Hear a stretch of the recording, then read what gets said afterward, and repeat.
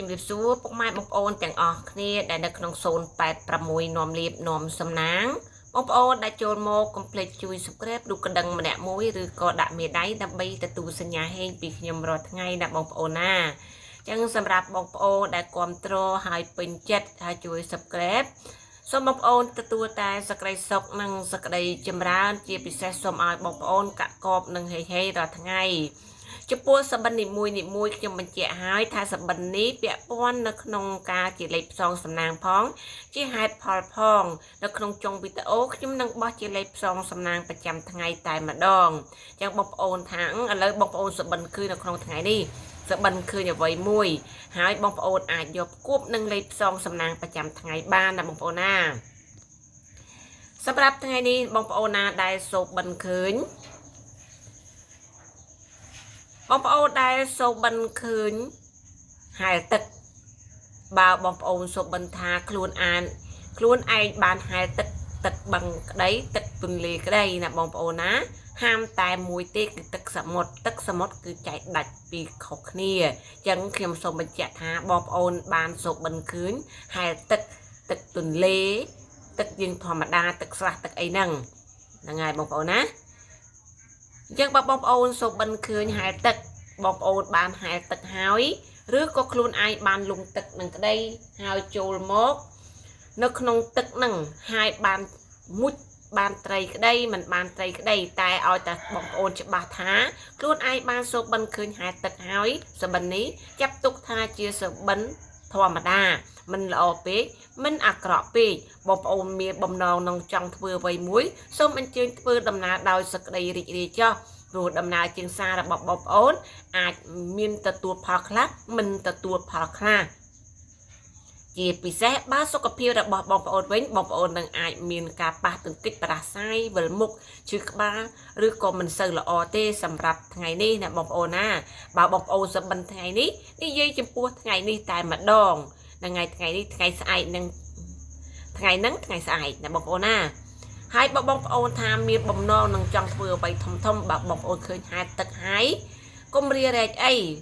ពិចារណាល្អិតល្អន់បន្តិចទៅហើយធ្វើដំណើរចោះមិនអីទេណាបងប្អូនណាគ្រាន់តែបញ្ហានៅលើសុខភាពរបស់ខ្លួនឯងទេ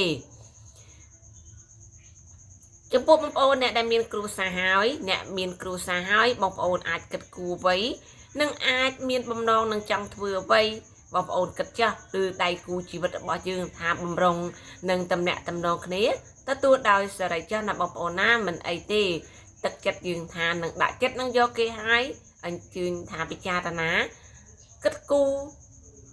ជាគូអនាគតចាស់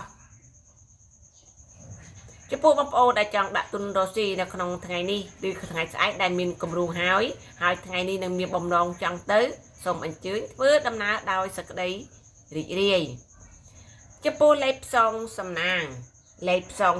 ដែលបងប្អូនយកផ្សងនោះគឺមានលេខ57និង53និង53បងប្អូនអាចអុស5មកចាប់ត្រេង57និង53ចំពោះ3លេខបងប្អូនអាចជ្រើសរើស457 456បងប្អូនអាចអុស450មកចាប់ត្រេង457 456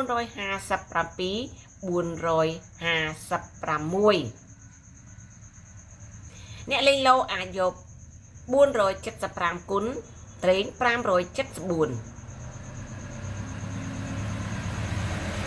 ចឹងបងប្អូនអ្នកដែលសុបិនអាចជ្រើសរើសលេខនេះយកទៅផ្សងសំណាងបានតាមការគួរអត្ថភាពខ្ពស់លេខល្អចំពោះលេខផ្សងសំណាងប្រចាំថ្ងៃនេះ